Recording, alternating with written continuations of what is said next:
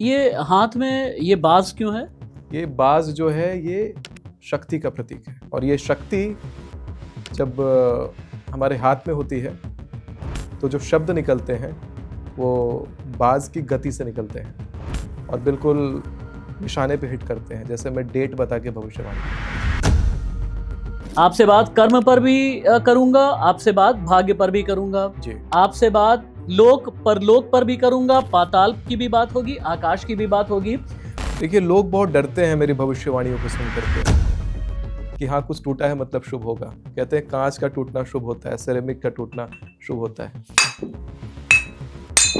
तो पहले हम कब तोड़ने से शुरुआत करें। होलिका की रात को चंद्रमा लाल रंग का दिखाई पड़ेगा और दो ग्रहण परस्पर आमने सामने लगने वाले हैं 15 दिन से भी कम अंतराल पर।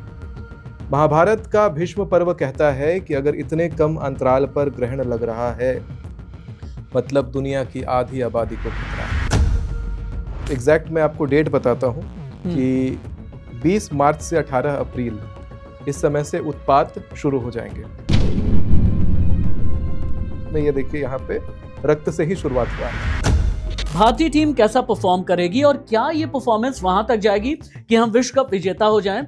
विश्व कप का विजेता भारत नहीं बनेगा। क्या पश्चिम बंगाल में ममता बनर्जी अपनी कुर्सी खो देंगी? नहीं, ममता बनर्जी अपनी कुर्सी नहीं खोएंगी। आप अपने आप को डिक्टेटर ज्योतिषाचार्य क्यों कहते हैं? पूरी इतिहास रही है डिक्टेटरशिप। ये नपुंसकता है सरकार की कि भारत के टुकड़े हो रहे हैं और सामने से हम सब देख रहे हैं। ये जो गुण था कि राजा रामचंद्र प्रजा के लिए वनवास जा सकते हैं, ऐसा कृत्य केवल राजा कर सकता है। ऐसा कृत्य अगर रंग को जब कुर्सी पकड़ा दी जाए, वो कुर्सी कभी नहीं छोड़ेगा, चाहे कुर्सी पे वो गला कटवा लेगा लेकिन कुर्सी नहीं छोड़ेगा। रुपया कमजोर होगा या मजबूत होगा आने वाले दिनों में? जितना कमजोर ये रुपया होता जा रहा है, कागज के टुकड़े के जैसा हो जाएगा। सर बाज मत उठाइए, ये बाज मत उठाइए। अभी आपने अपना हाथ जख्मी किया। नहीं, अब ये बाज उठ चुका है और अब शक्तिशाली भविष्यवाणियों को आने का समय आ चुका है। उत्तराखंड में बड़ा लैंडस्लाइड आने का योग है। पहाड़ी यात्रा से उस समय बचना चाहिए। और भारत के उत्तर कोने में अगर आप सीधा उत्तर की तरफ लकीर खींचते हैं तो वहां पर राहु वरदान या अभिशाप, और क्यों? लोक परलोक, आकाश पाताल, जीवन मृत्यु, मानव दानव, एक दुनिया दूसरी दुनिया। कोई कहता है रहस्य, कोई कहता है भगवान, कोई कहता है इंसान, कोई कहता है विज्ञान।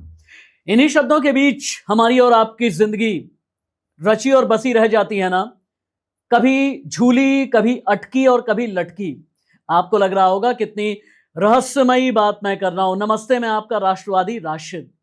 आज एक बार फिर से एक ऐसे एपिसोड में अपने आप को परखने जा रहा हूं मैं, जिसके बारे में मुझे कोई ज्ञान नहीं है। जीरो ज्ञान है मुझे ज्योतिष को लेकर, आध्यात्म को लेकर, धर्म को लेकर। लेकिन हां, आपके लिए मेरी जिम्मेदारी यह बनती है कि आपके जीवन में क्या होगा, क्या हो सकता है, क्या होने वाला है। 2026 के 2 महीने खत्म हो गए, बाकी 10 महीने में क्या होगा। 2026 में अजित पवार का प्लेन क्रैश कर गया, उनकी मृत्यु हो गई। कोई अनहोनी आगे तो नहीं होने वाली है। 2026 में क्रिकेट वर्ल्ड कप में क्या भारतीय टीम जीतेगी? 2026 में क्या ममता बनर्जी फिर से पश्चिम बंगाल की मुख्यमंत्री बनेंगी? 2026 में नेता, अभिनेता, आम आदमी, सोना चांदी, शेयर बाजार, इन सब के लिए क्या होगा? आपको ये लग रहा होगा कि मैं हाहाकारी शब्दों का इस्तेमाल कर रहा हूं। नहीं, क्योंकि मेरा गेस्ट हाहाकारी है। मेरे स्टूडियो में एक ऐसे मेहमान हैं जो प्रचंड हैं, जिनमें प्रलय है, बातों में ही नहीं, अंदाज में, आवाज में, बोलने के ढंग में, और उनके अपने ज्योतिषाचार्य में। अपने आप को कहते हैं डिक्टेटर ज्योतिष, अपने आप को कहते हैं एक ऐसा एस्ट्रोलॉजर जो पूरी दुनिया को पलटने और बदलने का मादा रखता है। अब मैं उन्हें परखूंगा या वो मुझे? अगले 1 घंटे मेरे साथ में आप रहिए, खुद फैसला कीजिएगा। मेरे साथ में जो हैं, आज मैं नाम नहीं लूंगा, बल्कि खुद उनके जरिए उनकी पहचान, क्योंकि विशेषण उनके नाम के साथ में लगाया नहीं जाता। एक बार आप खुद देख लीजिए कौन है मेरे स्टूडियो में। हर हर महादेव, नमस्कार। और मुझे मैं बहुत बहुत आभार व्यक्त करता हूँ कि आपने मुझे अपने शो में आमंत्रित किया। क्या बोलूं आपको, मैं सुमित आचार्य जी महाराज बोलूं, डिक्टेटर एस्ट्रोलॉजर बोलूं, या कुछ ऐसा बोलूं कि शुरुआत में आप चूंकि प्रलयंकारी किस्म की का ज्योतिष बताते हैं, जब भविष्य भी बताते हैं तो उसमें भी कोई तूफान ही होता है, तोड़ फोड़, प्रचंड, कुछ ऐसा जहां पर कोई तबाही होने वाली है, जहां पर क्रैश होने वाला है। क्या सच है क्या झूठ, इसके बीच की बात मैं करना चाहता हूं। आज शुरुआत मैं कहां से करूं, चलिए एक एंकर आपसे पूछ रहा है, क्योंकि मैंने शुरू में ही कह दिया है मैं जीरो हूं। शुरुआत पहले जनता को ये बताने से करते हैं कि जो ये पॉडकास्ट होने जा रहा है, इसमें जिस लेवल की भविष्यवाणियों के ऊपर बात होगा उसको कितना गंभीरता से लेना है, और ये भविष्यवाणियाँ आपके और आपके परिवार वालों की जान बचा सकती हैं। क्योंकि जो मुझे सुनते हैं और जो मेरी बातों को फॉलो करते हैं वो बड़े बड़े हादसों से बच जाते हैं और फिर आकर के मेरे प्रोफाइल पर थैंक यू लिखते हैं। ये हाथ में ये बाज क्यों है? ये बाज जो है ये शक्ति का प्रतीक है, और ये शक्ति जब हमारे हाथ में होती है तो जो शब्द निकलते हैं वो बाज की गति से निकलते हैं और बिल्कुल निशाने पे हिट करते हैं। जैसे मैं डेट बता के भविष्यवाणी करता हूँ, जो डेट को मैं कहता हूँ ये घटना घटेगी, उस डेट को वो घटना घटती है। 2025 की शुरुआत से मैं कह रहा हूँ 2026 में 28 जनवरी से 27 फरवरी तक कोई फ्लाइट नहीं लेनी है। और उस बीच प्लेन क्रैश का बहुत जबरदस्त योग था। 28 जनवरी को सुबह सुबह 8:30 बजे एग्जैक्ट उसी डेट को जो मैंने बताया था, प्लेन क्रैश करता है महाराष्ट्र के डिप्टी सीएम अजीत पवार जी का, और वहां दुखद रूप से उनकी निधन हो जाती है। 29 तारीख को तुरंत कोलंबिया में प्लेन क्रैश होता है, और मेरे बातों को मानने वाले फॉलोअर्स में से कुछ फॉलोअर्स ने उस प्लेन में अपना टिकट करा रखा था। और आज मेरे इंस्टाग्राम पर थैंक यू वाले कमेंट इतने भरे हैं कि पूरा परिवार उनका बच गया। उन्होंने पैसे की परवाह नहीं करी, मेरी बातों को सुन करके अपना टिकट कैंसिल करवाया और आज वो जीवित हैं। एयरलाइन वाले कहते हैं कि आप हमारे शेयर के पीछे पड़े हैं, क्योंकि उस भविष्यवाणी के कारण 28 जनवरी से 27 फरवरी वाले भविष्यवाणी के कारण इंडिगो एयरलाइंस को अपने लॉन्ग रूट एयरलाइंस को ग्राउंड करना पड़ गया। 4500 एयरलाइंस लॉन्ग रूट वाले ग्राउंड हो गए due to insufficient booking. And now they are giving official reason कि हम लोग टेक्नोलॉजिकल अपग्रेडेशन कर रहे हैं या कुछ भी बोलते हैं, लेकिन वहां तो बात है कि भविष्यवाणी का 27 तक की भविष्यवाणी थी, 27 तक मना किया था, अब 28 से उड़ने का निर्णय उन्होंने भी लिया, क्योंकि बैक टू बैक हर दिन एयर रिलेटेड एक्सीडेंट्स का न्यूज आने लग गया, हर दूसरे दिन एयर रिलेटेड एक्सीडेंट्स। अब इस पॉडकास्ट में 2026 में क्या कुछ घटेगा और कब फ्लाइट क्रैशेस नेक्स्ट होंगे, कब फ्लाइट नहीं लेनी है, कब कहाँ नहीं जाना है, ये मैं बताऊंगा। एक और रेफरेंस के लिए मैं बोल देता हूं कि 2025 में 10 जुलाई को मैंने एक न्यूज़पेपर प्रिंट करवाया था, वो आज भी मेरे प्रोफाइल पे पड़ा हुआ है। उसपे 48 भविष्यवाणियां थी, 48 में से सारी भविष्यवाणियां उसमें सच हुई, जिसमें से कि एक ऐसी भी भविष्यवाणी थी कि 2026 का शुरुआत होते ही 28 जनवरी से पहले अमेरिका में युद्ध शुरू हो जाएगा।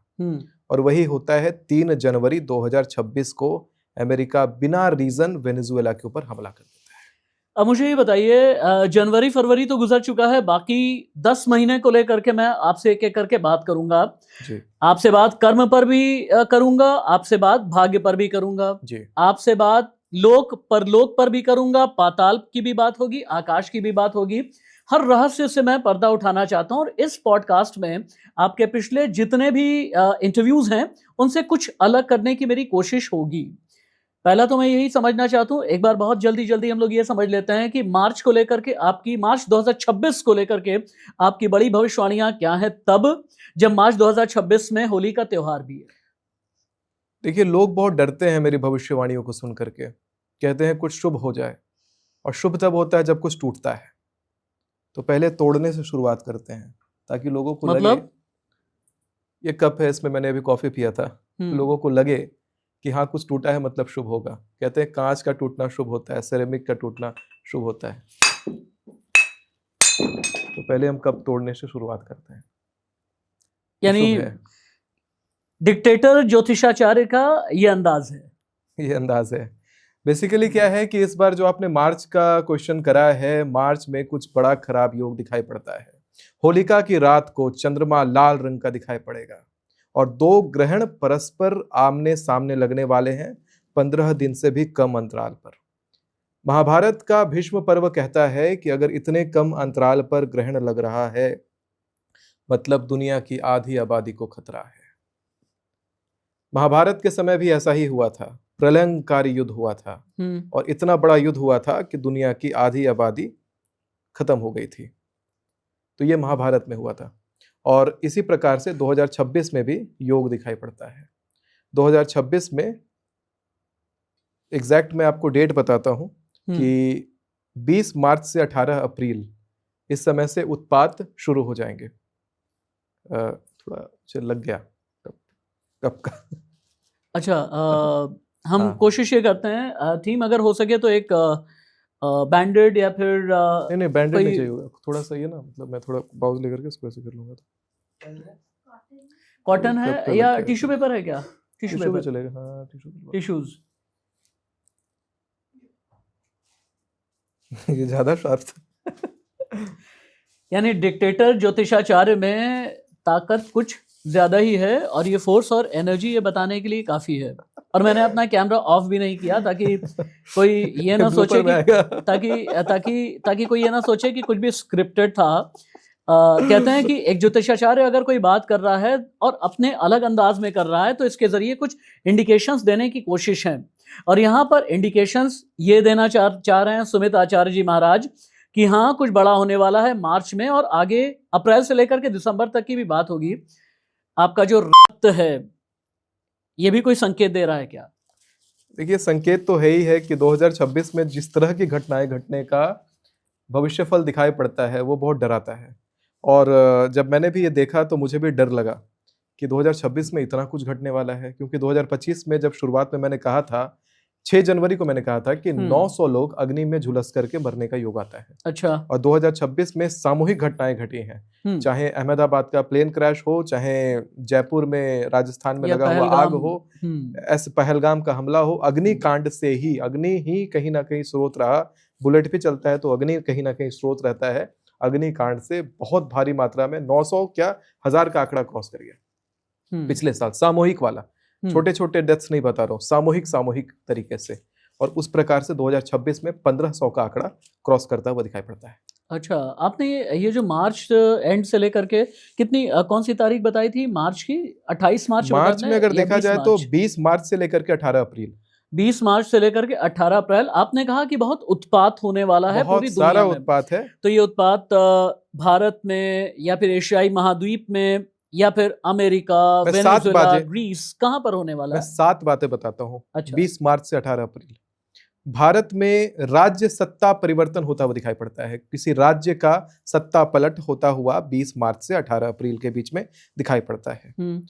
पूर्वी भारत में उत्पात का योग है, उपद्रव का योग है, आग जलता हुआ दिखाई पड़ता है, विस्फोट होता हुआ दिखाई पड़ता है, यानी कि बॉम्ब ब्लास्ट का योग दिखाई पड़ता है। यानी पश्चिम बंगाल, उड़ीसा और बिहार वाला जो प्रांत है, पूर्वी भारत का जो प्रांत है, वहां पे ऐसा घटना दिखाई पड़ता है। इसी ड्यूरेशन में 20 मार्च से 18 अप्रैल के बीच में मिडिल ईस्ट में उत्पात बढ़ जाएगा बहुत ही ज्यादा।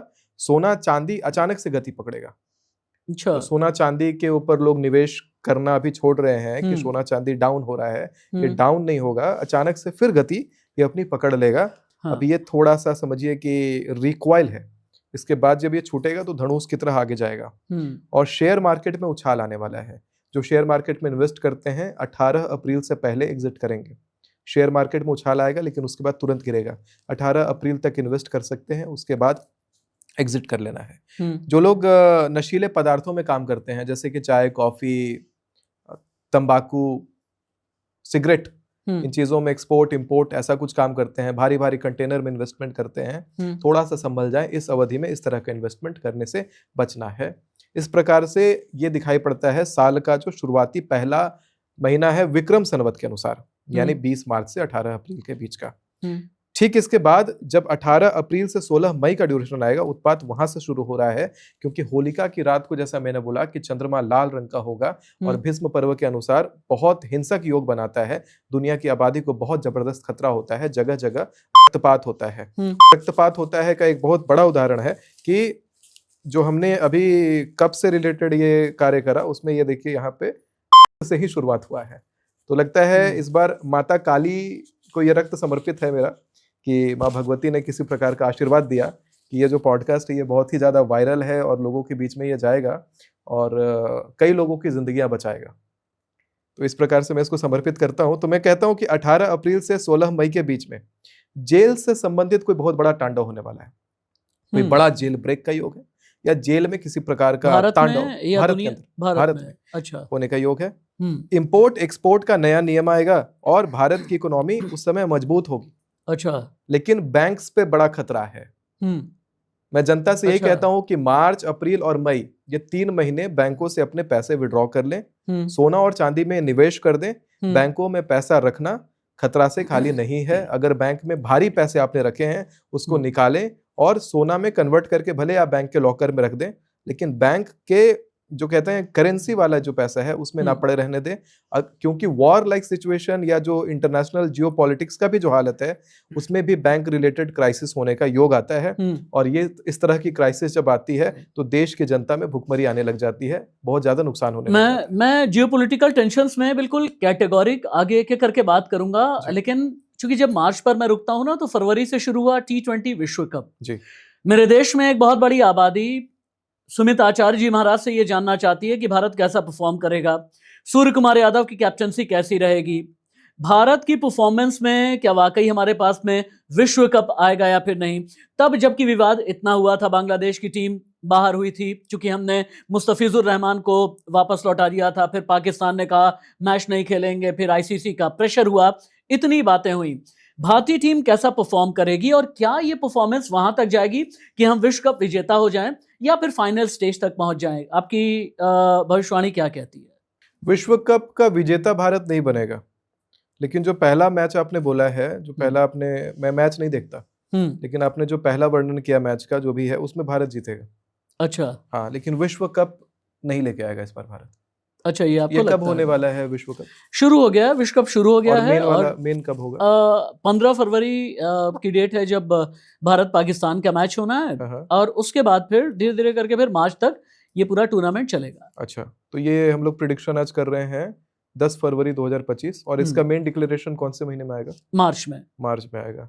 ये भविष्यवाणी के आधार पर है और कुछ फल संयोगों के आधार पर ये भविष्यवाणी की जा रही है कि भारत इस मैच में जो प्रथम चरण है उसमें जीतता हुआ, जो इन्होंने प्रश्न करा जिस प्रकार से, वो जीतता हुआ दिखाई पड़ता है, लेकिन अंतिम जो विश्व कप का फाइनल ट्रॉफी है वो भारत लेता हुआ दिखाई नहीं पड़ता है। बीच में आपने सोने और चांदी की बात की है। सोना लगभग 2 लाख के करीब ऑल टाइम हाई लगा चुका है, 1,80,000 के आसपास, फिर से वो नीचे आया, और चांदी ने भी 4 लाख प्लस का ऑल टाइम हाई लगाया, उसके बाद फिर चांदी नीचे आ गई। पूरी दुनिया की नजर सोने चांदी पर है। सोना चांदी के अलावा कॉपर और यूरेनियम पर भी हर कोई नजर बनाए हुए है कि मेटल में इन्वेस्ट करो और उसके बाद अच्छे पैसे मिल जाएंगे, इस तरह की बातें हो रही हैं। तो आपको क्या लगता है ये कि बात सत्य है? सोने का लेवल क्या देखते हैं आप? सोने का लेवल 2.5 क्रॉस करता हुआ दिखाई पड़ता है 2026 में, और मेटल में इन्वेस्टमेंट करना बड़ा प्रॉफिटेबल रहेगा। मेटल में इन्वेस्ट करिए। अच्छा, क्योंकि आप कॉपर में कर रहे हैं या आप जिंक में कर रहे हैं, आप किसी भी मेटल में इन्वेस्ट करते हैं, आपके लिए प्रॉफिटेबल रहेगा। आपके लिहाज से कर्म बड़ा है या फिर भाग्य, और क्यों? फिर मैं आगे की बात करता हूँ। भाग्य बड़ा है। आप भाग्य के अनुसार ही अपने कर्म करना शुरू करते हैं। आपका भाग्य आपको निर्धारित करता है कि आप कहाँ पर जाएंगे। मेहनत आपके हाथ में है, कर्म आपके हाथ में है, लेकिन भाग्य आपके हाथ में नहीं है। और भाग्य ही डिसाइड करता है कि आपके कर्मों का आपको फल मिलेगा कि नहीं मिलेगा या कहाँ मिलेगा। अभी की अपनी भविष्यवाणी में चूंकि आपने राज्य सत्ता परिवर्तन की बात की है और आपने कहा कि राज्य लेवल पर सत्ता परिवर्तन आगे आने वाले दिनों में हो सकता है, क्या पश्चिम बंगाल में, चूंकि इलेक्शंस अप्रैल में होने हैं और अप्रैल तक की भविष्यवाणी अभी तक आपने की है, क्या पश्चिम बंगाल में ममता बनर्जी अपनी कुर्सी खो देंगी? नहीं, ममता बनर्जी अपनी कुर्सी नहीं खोएंगी। हारते हुए दिखेंगे लेकिन जीत जाएंगे। और राज्य सत्ता परिवर्तन क्या प्रधानमंत्री नरेंद्र मोदी के लिहाज से कुछ आपको नजर आता है? राज्य सत्ता परिवर्तन में राज्यों के अंदर सत्ता का परिवर्तन का योग है। राष्ट्र सत्ता में अगर देखा जाए तो प्रधानमंत्री मोदी जी भी अभी सस्टेन कर जाएंगे। इनफैक्ट कि यूजीसी बिल के ऊपर जो फैसला आने वाला है, इसके ऊपर मैं बड़ा भविष्यवाणी आज करता हूं कि मार्च में इसके ऊपर कथित है कि फैसला आएगा सुप्रीम कोर्ट के द्वारा, लेकिन उसमें भी कोई पुख्ता फैसला नहीं लिया जाएगा। और लोग सोचते हैं कि यूजीसी बिल को लेकर के यू टर्न ले लेंगे मोदी जी, ऐसा भी कुछ लेते हुए दिखाई नहीं पड़ते हैं। जो जैसा है वैसा ही रह जाएगा, यूजीसी बिल में कोई बदलाव नहीं आएगा। अच्छा, अब आपके नाम पर आ जाते हैं। आप अपने आप को डिक्टेटर ज्योतिषाचार्य क्यों कहते हैं? क्योंकि डिक्टेटर जो हिंदी में होता है उसे बोलते हैं तानाशाह जी। तानाशाह एक ऐसा शब्द है ना, बड़ा अजीब है। दुनिया तानाशाह को कैसे जानती है? हिटलर, मुसोलिनी, गद्दाफी, इस तरह के तानाशाहों से जानती है, लेकिन आप अपने नाम के आगे ये डिक्टेटर क्यों लगाते हैं? भगवान श्री राम को नहीं जानते? या वो तो मर्यादा पुरुषोत्तम थे। राजा विक्रमादित्य को नहीं जानते?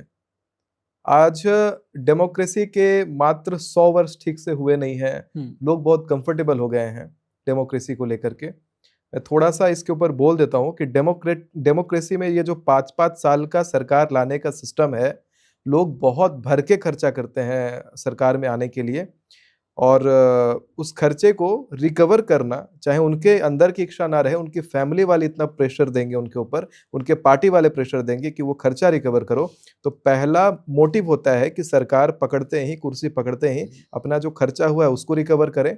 और जब रिकवरी स्टार्ट होती है तो लोभ आता है, और लोभ में वो होर्ड करना स्टार्ट करते हैं। 7 पुश्तों के लिए वो पैसा होर्ड करते हैं कि मौका मिला है मात्र 5 साल का, 7 पीढ़ियों के लिए जमा करो।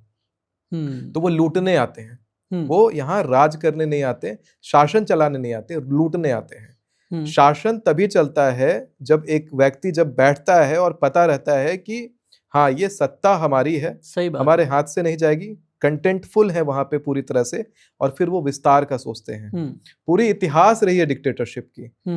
जब चंद्रगुप्त मौर्य का शासन था, उस समय भी देखेंगे तो अखंड भारत था। ठीक बात। ईरान, इराक, सब जगह तक हमारा कब्जा, इधर पूरब में जाइए तो कब्जा, पश्चिम में जाइए तो कब्जा, उत्तर में कब्जा, दक्षिण में कब्जा, हर जगह भारत भारत दिखाई पड़ता था। ठीक। लेकिन जैसे ही ये डेमोक्रेसी का आइडिया लोगों के माइंड में आने लग गया, उसके बाद से गड़बड़ी शुरू हुई है कि डेमोक्रेसी एक्सेप्ट होते ही सबसे पहले पाकिस्तान चला गया।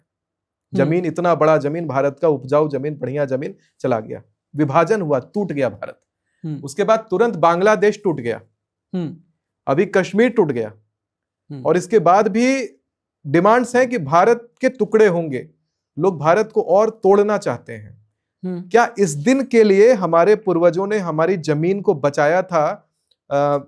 रानी पद्मावती ने अपना शरीर को आग में डाला था, जौहर किया था, जिंदा जल गई थी वो लोग, इसलिए कि भारत को टुकड़ा टुकड़ा करके बांट दिया जाए और अलग अलग मुल्क बना दिया जाए।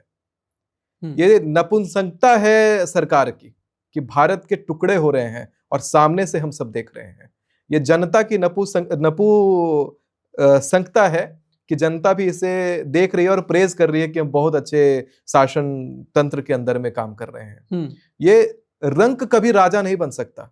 राजा राजा होता है, उसका वो माइंडसेट होता है, राजा जन्म लेता है, कोई राजा बनता नहीं है, राजा का जन्म होता है, उस माइंडसेट के साथ वो जन्म होता है, और वो कंटेंटफुल होता है, केवल विस्तार का सोचता है। अभी आप ये देखोगे कि जब हमारे घर में भी जब पूर्वजों की इकट्ठा की हुई जमीनों का बात आता है और कोई पड़ोसी कहता है कि इतने दूर का जमीन एक हाथ हमारा निकल रहा है, उसको बचाने के लिए लोग 20-20 साल तक केस लड़ते हैं। बहुत बार तो खून खराबा होता है, खून बहा देते हैं, बिल्कुल बहुत खून बहता है एक बित्ता जमीन के लिए, एक हाथ जमीन के लिए।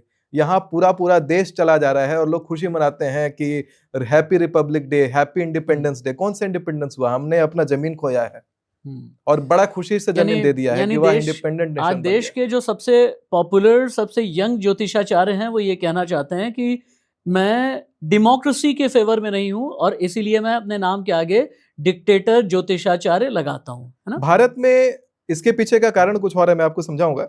भारत में आप देखेंगे कि पूरा इतिहास युगों युगों का, आप सतयुग से लीजिए, सतयुग में डिक्टेटरशिप, त्रेता में डिक्टेटरशिप, द्वापर में डिक्टेटरशिप, कलयुग में पूरा डिक्टेटरशिप, और अभी 100 साल पहले ये डेमोक्रेसी आई और यही सब कुछ स्वतंत्र, सब सार्वभौम सत्य हो गया। कि लोग 5-5 साल के लिए लूटने आते हैं। जनता को ये बात समझना पड़ेगा कि लोग लूटने आते हैं और माइंडसेट पूरा लूटने का होता है, देश को तोड़ने का होता है। जो बेचना होता है लोग बेच देते हैं, जितना पावर मन करता है, जितना नोच सके नोचते हैं 5 साल में। माइंडसेट ही नोचने का होता है, क्योंकि पता है कुर्सी चली जाएगी। एक रंक को बैठाइए, एक चोर को बैठाइए आप कुर्सी पर, और सोने की कुर्सी हो तो देखिए वो खुरेद के पहले सोना निकालेगा। आचार्य जी एक बात बताइए, आपने चारों युगों की बात कर ली। जब सतयुग में राजा हरिश्चंद्र के बारे में कहा जाता है कि वो प्रजातंत्र में विश्वास करते थे, प्रजा वाले सिस्टम में विश्वास करते थे। फिर आप त्रेता युग में आ जाएं, मर्यादा पुरुषोत्तम राम के बारे में तो ये कहा जाता था कि अपनी जनता के लिए भी वनवास जा सकते हैं, अपने पिता के वचन के लिए भी वनवास जा सकते हैं, और अपनी प्रजा के लिए तो उन्होंने यहां तक भी किया कि भरत को कहा कि हमारी खड़ाऊ आप ले जाएं और आप जा करके शासन करें, क्योंकि सबसे पहले राजा की हैसियत से आपके लिए प्रजा होनी चाहिए। फिर जब आप द्वापर में आ जाते हैं तो द्वापर में भीष्म पितामह ने जब प्रतिज्ञा की, और उनसे जब प्रतिज्ञा कराने की जब मजबूरी उनके सामने आई कि हाँ ठीक है, शासक के तौर पर मेरा अपना परिवार आगे नहीं बढ़ेगा, तब भी उनके जहन में सबसे पहले प्रजा ही तो थी, यानी प्रजातंत्र ही था। फिर आप आ जाएं कलयुग में। जब कलयुग में आता, मैं बहुत पीछे नहीं जाता कलयुग में, चलिए इधर बीच की मैं बात करता हूँ। 1952 में जब पहला इलेक्शन हुआ आज़ादी के 5 साल के बाद में, और तब से लेकर के अभी तक प्रजातंत्र में हम हैं तभी मजबूत हैं, प्रजातंत्र में हम हैं, लोकतंत्र में हम हैं तभी हम इकोनॉमी के मामले में यहां पर हैं, लोकतंत्र में हम हैं तभी हम ट्रंप के टैरिफ तक का भी मुकाबला कर लेते हैं। क्योंकि मैं एक मजा आ रहा है मुझे। कौन ट्रंप? डोनाल्ड ट्रंप, अमेरिका के राष्ट्रपति। फाइल नहीं देखा आपने? हाँ बिल्कुल देखा मैंने जो नरपिशाच के जैसा व्यक्ति है। मैं आपको एक बात बताता हूँ, आज हम उससे कंपेयर करते हैं जो नरपिशाच के जैसा आचरण रखता है, और उसके नीचे हम लोग अपने आप को देखते हुए उसके अधीन पाते हैं और सोचते हैं कि हम लोगों ने उसको एक सुई चुभो दिया तो हम बहुत खुश हो गए। मैं एक बात बताता हूँ, ये जो आपने बात बोला कि राजा रामचंद्र जी प्रजा के हिसाब से चलते थे, ये जो गुण था कि राजा रामचंद्र प्रजा के लिए वनवास जा सकते हैं, ऐसा कृत्य केवल राजा कर सकता है। ऐसा कृत अगर रंग को जब कुर्सी पकड़ा दी जाए, वो कुर्सी कभी नहीं छोड़ेगा। चाहे कुर्सी पे वो गला कटवा लेगा लेकिन कुर्सी नहीं छोड़ेगा। चाहे प्रजा मर जाए, सब खत्म हो जाए, उसे मतलब नहीं, कुर्सी ऐसे एक बार पकड़ेगा वो पकड़े रहेगा। जितना ज्यादा कहते हैं ना कि कंजूस व्यक्ति हो और जिसको जीवन में कुछ मिला नहीं हो और थोड़ा सा मिल जाता है, वो पकड़ करके रखता है, उस चीज को छोड़ नहीं सकता। तो इसलिए वो कुर्सी के लिए हत्याकांड करवाएगा, कुर्सी के लिए राइट करवाएगा, कुर्सी के लिए देश बांटेगा, देश तोड़ेगा, लेकिन कुर्सी पकड़ेगा। वही इतिहास में हुआ है भारत के। भारत की इकोनॉमी को आज अभी हम प्रेज करने के बहुत ऊपर की इकोनॉमी जा रही है, नहीं। भारत में पहले तराजू से तौल तौल करके सोना रखते थे। भारत सबसे समृद्ध देश था, वो राजतंत्र के अंदर समृद्ध था। प्रजातंत्र जैसे ही आया, मैंने बोला भारत के टुकड़े होने शुरू हो गए हैं। भारत के लोगों की मानसिकता भी ऐसी है कि हम भारतीयता को तोड़ रहे हैं। यहाँ की मानसिकता ऐसी है, आप ये देखिए कि आप कह रहे हैं सेफ्टी है, ये सेफ्टी इल्यूजन है कि भारत के अंदर सेफ्टी है। आप एक बार ईस्टर्न बॉर्डर्स देखिए, भारत का पूरा अनसील्ड है। नेपाल से सारा ब्लैक मार्केटिंग हो रहा है, पूरा नेपाल का बॉर्डर अनसील्ड है, कोई चेकिंग नहीं होता वहां पे, ना पासपोर्ट ना वीजा। जो फॉरेनर को भारत में एंट्री चाहिए नेपाल के रास्ते आ जाता है। मुझे तो लगता है कि अगर आचार्य जी आज की तारीख में संसद के अंदर पहुंच जाएं तो न जाने कितनी क्रांति कर दें। यहाँ तो बर्तन तोड़ रहे हैं, वहां न जाने कितने शब्दों की काट ढूंढ ढूंढ करके कितने विचारों पर सीधे अटैक किया जाएगा। तो आचार्य जी, जब इतनी राज्य सत्ता, राष्ट्र सत्ता, प्रजातंत्र, तानाशाही, डिक्टेटरशिप, इन सब की जब बात हो ही गई है, और इन सब के बीच में आपने कहा कि रंक राजा नहीं हो सकता, राजा को और बड़ा होना होता है, कई परिभाषाएं आपने दी जी।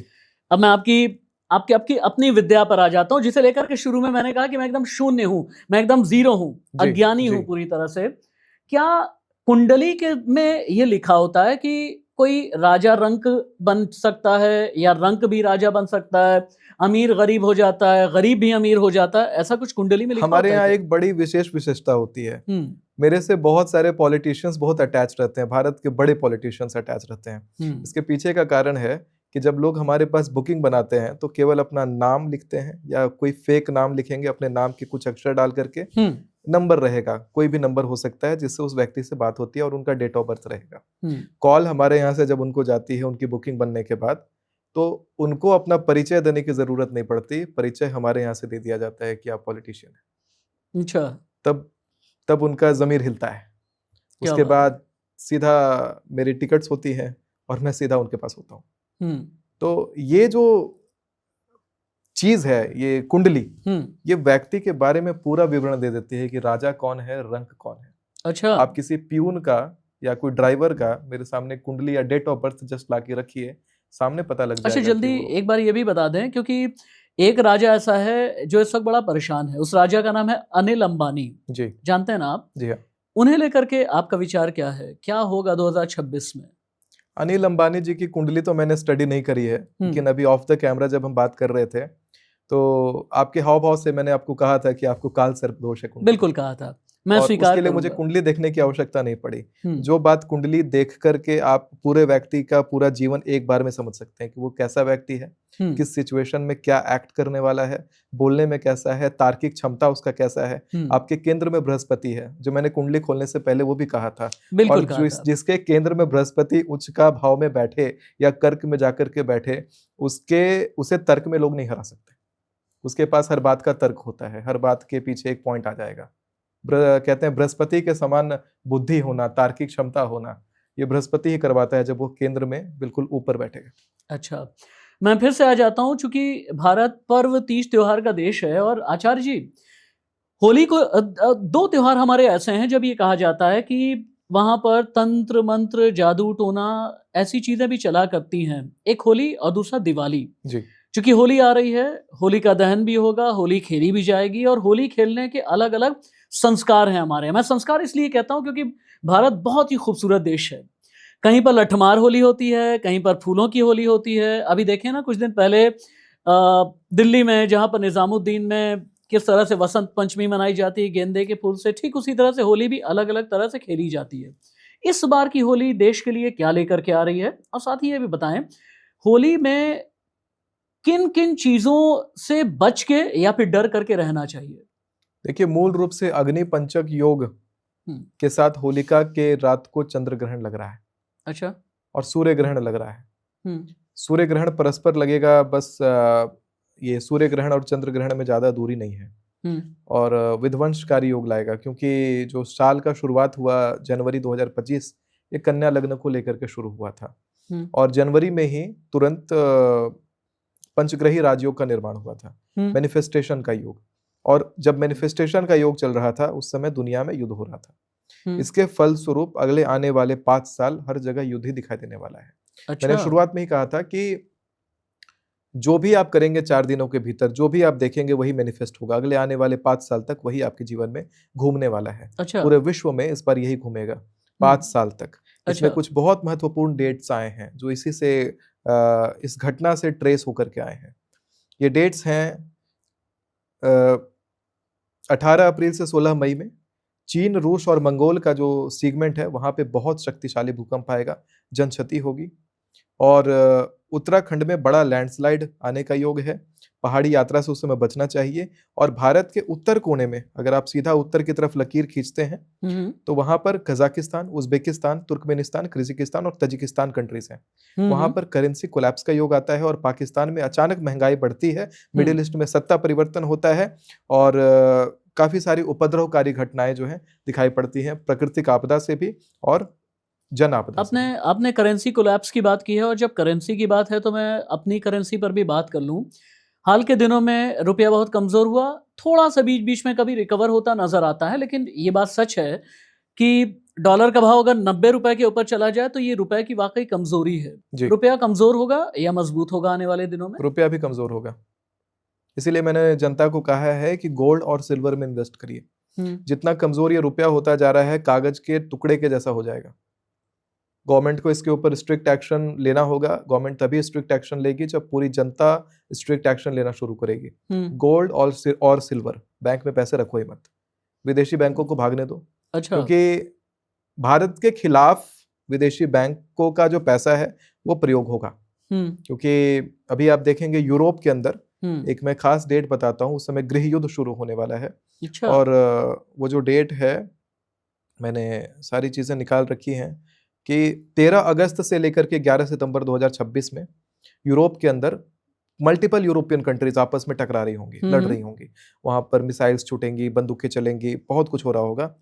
एक तरीके से इंटरनेशनल वॉर का ट्रिगर बटन मानिए, वर्ल्ड वॉर का ट्रिगर बटन मानिए, जो भी मानिए उसको, लेकिन वहाँ पर ये घटनाएं घटेंगी। हुँ, करेंसी कमज़ोर पड़ेगी उस समय भी। और बहुत हाई चांसेस है कि ऐसी घटनाएं जब घटती हैं तो बैंकों का रखा हुआ पैसा फ्रीज होने लगता है। ठीक है। इंटरनेशनल बैंक्स को तो पहले अवॉइड करिए, भारतीय बैंक को पकड़िए। और भारतीय बैंक में भी अगर पैसे हैं तो अभी तो तत्काल अभी मार्च अप्रैल और मई का महीना में पैसे रखने नहीं है, मोटा पैसा। गोल्ड सिल्वर में इन्वेस्ट करके लॉकर में अपना पैसा रखेंगे तो आपके लिए बड़ा ही अच्छा रहेगा।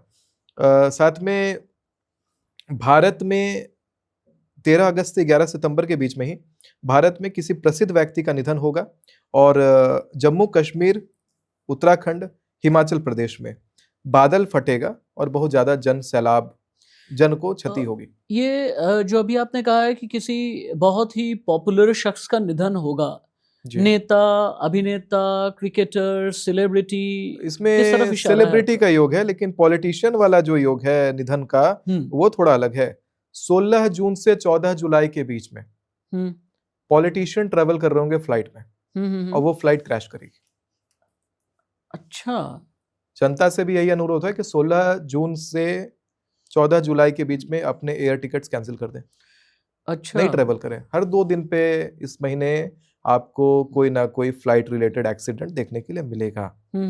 इसके साथ ही आप देखेंगे कि किसी बड़े नेता का असैसिनेशन का, बहुत बड़े प्रसिद्ध नेता का ही असैसिनेशन का भी योग है, जिसको लेकर के देश में तांडव मचेगा, उपद्रव मचेगा भारत के अंदर, और लोग विरोध प्रदर्शन कर रहे होंगे। इस तबके का वो नेता होंगे।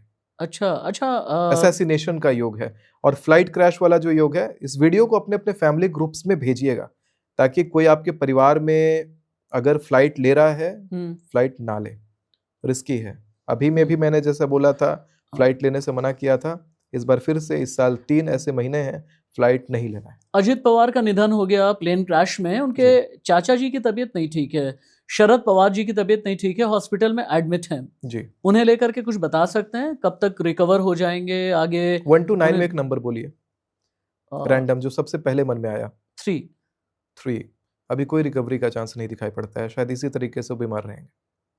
अच्छा, मुझे देश की एक बहुत बड़ी ज्योतिषाचार्य ने ये कहा था कि ये सूर्य का साल है और सूर्य का साल, इसका नंबर होता है 1 और सूर्य का साल जो है बहुत प्रफुल्लित करता है आपको, बहुत ज़्यादा संपन्न बनाता है, बहुत समृद्ध बनाता है, सुख लेकर के आता है। लेकिन अभी तक आपकी बात से मुझे कहीं पर भी सुख नजर नहीं आ रहा है। ऐसा खाली केंद्र बृहस्पति वालों को सुख है, बाकी जगह तांडव है। क्योंकि ये जो साल है विक्रम संवत से देखेंगे तो विक्रम संवत से बृहस्पति इस साल के राजा रहने वाले हैं, 2083 विक्रम संवत। लेकिन जो 2082 जो विक्रम संवत अभी बीता है, जिसमें 1 जनवरी पड़ा था, तो ये वाले में 1 नंबर का तो वर्ष है, 1 नंबर सूर्य का है, लेकिन मंगल का भी मूल त्रिकोण है। कन्या लग्न को लेकर के शुरू हुआ है। कन्या लग्न यानी बुध और शुक्र, बुध और शुक्र और मंगल का युति बड़ा खराब होता है, विस्फोटक होता है। ये टकराएं और स्पार्क हुआ, नेगेटिव और पॉजिटिव। यही कारण है कि पाश्चात्य में, पश्चिम में, इनकी दिशा पश्चिम है, पश्चिम की तरफ इस तरह का टकराव, लोग आपस में टकरा रहे हैं, देश टकरा रहे हैं। भारत के पश्चिम में ये सारी घटनाएं जो घट रही हैं। उधर युद्ध होगा, उधर बहुत सारा भूचाल मचेगा। तो उसकी जो असर है, उसका जो इफेक्ट है इंडियन इकोनॉमी पे पड़ता रहेगा। इसी बीच कई बार शेयर मार्केट ऊपर आएगा, कई बार नीचे आएगा। कब ऊपर आएगा, कब नीचे आएगा, उसके डेट्स बकायदा मैंने निकाल रखे हैं। अच्छा, जो इस पॉडकास्ट में आगे लोग देखेंगे। ठीक है, यानी शेयर बाजार का उतार चढ़ाव भी तारीख के साथ में आप बताने वाले हैं। आपने दुनिया भर में युद्ध को लेकर के तो बात कर दी, लेकिन आज पूरी दुनिया में, और चूंकि पश्चिमी देशों की आप बात कर रहे हैं, अभी इशारा किया आपने, पश्चिमी देशों में सबसे बड़ा भूचाल जिसका जिक्र भी आपने इनडायरेक्टली कर दिया, एप्स्टीन फाइल्स, जिसकी वजह से पूरी दुनिया के 15 देशों के 15 बड़े अधिकारी अभी तक इस्तीफा दे चुके हैं। एक, दूसरा ये कि डोनाल्ड ट्रंप का नाम, तीसरा ये कि बिल गेट्स का नाम, स्टीफन हॉकिंग्स का नाम, और सबसे बड़ी बात यह है कि जो ब्रिटेन के पीएम हैं स्टामर, ऐसा कहा जा रहा है कि आगे उनकी कुर्सी जा भी सकती है और वहां पर सत्ता परिवर्तन भी हो सकता है। ये भूचाल थमेगा या बढ़ेगा? अभी बढ़ेगा। और एप्स्टीन फाइल्स के रिपोर्ट को देखने के बाद तो यही पता लगता है। सर बाज मत उठाइए, ये बाज मत उठाइए, अभी आपने अपना हाथ जख्मी किया। नहीं, अब ये बाज उठ चुका है और अब शक्तिशाली भविष्यवाणियों को आने का समय आ चुका है। तो एप्स्टीन फाइल्स देख करके यही पता लगता है कि पूरे दुनिया पर नर पिशाच जैसे लोग शासन करते रहे हैं और कोई बहुत नकारात्मक शक्ति का ऊपर से सूक्ष्म रूप से राज चल रहा है, और जो पूरी दुनिया का कमान चला रही है राक्षस। इस शक्ति को अगर हराना है तो राम राज्य लाना पड़ेगा। अखंड भारत की अब आवश्यकता है। जो गलती हुई है, जिस इशारा तरह का पीओके तो नहीं? अखंड भारत का अर्थ है पूरा पाकिस्तान से लेके सब कुछ। अच्छा, आपने मिडिल ईस्ट की बात करी, मैं आपसे पूछता हूँ मिडिल ईस्ट, या मैं आपसे पूछता हूँ, मैं कहता हूँ इस्लामिक मुल्क। जब इस्लामिक मुल्क कहता हूँ तो आपका ध्यान किधर जाता है? कौन सा देश दिखाई देता है सबसे पहले? ऑब्वियस है, मैं यूएई की बात करूंगा। मिडिल ईस्ट दिखाई पड़ता है। अच्छा, मिडिल ईस्ट की आप बात कर रहे हैं तो ईरान है, जैसे इराक है। हाँ, जैसे ही मैंने हाँ। बोला इस्लामिक देश तो मिडिल ईस्ट दिखाई पड़ता है, हाँ। पाकिस्तान तो नहीं दिखाई पड़ता। मैं बल्कि ये पूछने भी वाला था आपसे कि आपकी जो भविष्यवाणी की मिसाइल है अभी तक बाकी हर जगह गई है, लेकिन पाकिस्तान में नहीं गई। वहां पर बलोच, उनका विद्रोह बढ़ गया है। इमरान खान जेल के अंदर से बहुत तांडव मचा रहे हैं। शहबाज शरीफ अपने मुल्क को संभाल नहीं पा रहे हैं। पाकिस्तान को लेकर के अभी तक आपकी एक भी भविष्यवाणी नहीं आई है। पाकिस्तान को लेकर के मेरी भविष्यवाणी आई थी पिछले साल ही, जब मैंने कहा था कि 29 मार्च 2025 को मीन राशि में शनि का प्रवेश होगा और पाकिस्तान की तरफ से तांडव शुरू होगा और भारत पाकिस्तान युद्ध में आ जाएंगे। और वो अवस्था बनी थी, और युद्ध की अवधि भी मैंने बताई थी कई सारे पॉडकास्ट में कि ये तथाकथित कम ड्यूरेशन का रहेगा। सभी ज्योतिषाचार्य ने उस समय कहा था कि वर्ल्ड वार है। उस समय भी वर्ल्ड वार का कह रहे थे, सब प्रेडिक्शन कर रहे थे, सभी एक्सपर्ट्स कह रहे थे। मेरा इकलौता अलग सा लीक चल रहा था कि ये इतने दिन, मतलब मैंने 10 अप्रैल का मैंने डेट बोला हुआ था कि 10 अप्रैल को रुक जाएगा, और वही होता है। एग्जैक्ट उसी डेट को वॉर रुक जाता है। तो ये सारी भविष्यवाणियां मेरी पहले रही है पाकिस्तान को लेकर। हालांकि अभी जो है वहाँ के फाइनेंसेस को लेकर के चीज दिखी है कि यही 18 मार्च से 20 अप्रैल के बीच में पाकिस्तान में फाइनेंसेस जो है वो थोड़ा डाउन होंगे, चीजें महंगी हो जाएंगी वहां पर, और वहां से मीम्स सर्कुलेट होने शुरू हो जाएंगे कि पाकिस्तान में सब कुछ महंगा है, आटा महंगा, चावल महंगा, दाल महंगा। लेकिन बहुत बड़ा कोई तांडव युद्ध जैसे हालात अभी दिखाई नहीं पड़ते हैं। और जब भी मैं पाकिस्तान की बात करता हूं तो मुझे पाकिस्तान भारत जैसा ही लगता है। मुझे बलूचिस्तान भारत जैसा लगता है, कश्मीर, और मुझे बांग्लादेश भी भारत का ही हिस्सा लगता है। मैं इसको अलग देखता ही नहीं। मैं बाहर मुल्कों में जब पाकिस्तानियों से मिलता हूं तो वैसे ही मिलता हूं जैसे भारतीयों से मिल रहा हूं, और साथ में बैठ करके हम लोग खाते भी हैं, साथ में बैठ के गाना बजाना भी करते हैं।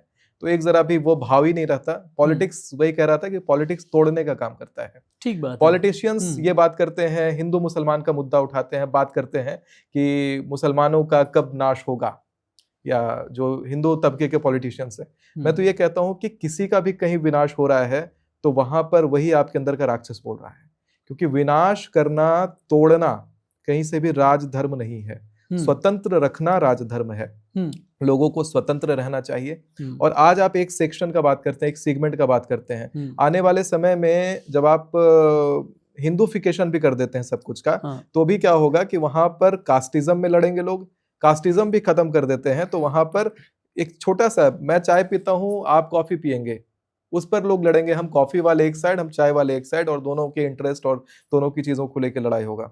तो कभी भी एब्सोल्यूट यूनिटी सोसाइटी में नहीं आ सकती, किसी कंट्री में नहीं आ सकती। अगर आती है तो भयंकर तबाही आएगी वहां पे, उस कंट्री का पतन होगा। ठीक कह रहे हैं आप। जब तक डाइवर्सिटी नहीं है तब तक तो शांति नहीं है। ये बात आपकी एकदम सही है। आपने क्लैरिटी के साथ तक मई के बारे में बता दिया, थोड़ा सा आपने अगस्त और सितंबर का भी बताया, लेकिन शेयर बाजार के बिना मेरे व्यूअर्स शायद रह नहीं पाते, क्योंकि मेरे कई ऐसे व्यूअर्स हैं जो इन्वेस्टर हैं, कई व्यूअर्स हैं जो ट्रेडर्स हैं, कई व्यूअर्स ऐसे हैं जो लॉन्ग टर्म इन्वेस्टर हैं। और आपने अभी टीवी की भाषा में एक चीज कहते हैं ना, टीजर दे करके आपने छोड़ दिया कि आगे बताऊंगा कि शेयर बाजार में कितना उतार चढ़ाव होगा, शेयर बाजार की क्रूशियल डेट्स क्या होंगी। एक बार विस्तार से उसे बताइए। मैं अगर शेयर बाजार के हिसाब से देखूं तो एक तो मैंने डेट बोला था कि 20 मार्च से 18 अप्रैल मेटल में इन्वेस्ट करेंगे, 18 अप्रैल से पहले एग्जिट करेंगे। और इसी प्रकार शेयर बाजार में जो चीज़ें हैं, 16 जून से 14 जुलाई के बीच में शेयर बाजार नीचे जाएगा, और 13 अगस्त से लेकर के 11 सितंबर के बीच में शेयर मार्केट फिर नीचे जाएगा। 12 सितंबर से 10 अक्टूबर के बीच में शेयर मार्केट के ऊपर कोई फेक न्यूज सर्कुलेट होगा, जिसके कारण शेयर मार्केट बहुत तेजी से उस समय नीचे जाएगा। अच्छा। तो ये कुछ ड्यूरेशन है जिसमें शेयर मार्केट नीचे जाता हुआ दिखाई पड़ता है। लेकिन शेयर मार्केट में 11 अक्टूबर से 1 नवंबर के बीच में शुरुआत में डाउन जाएगा, उसके बाद अचानक से उछाल मारने लगेगा। तो आप समझिए कि 20 अक्टूबर के बाद शेयर मार्केट ऊपर की तरफ जाना शुरू करेगा।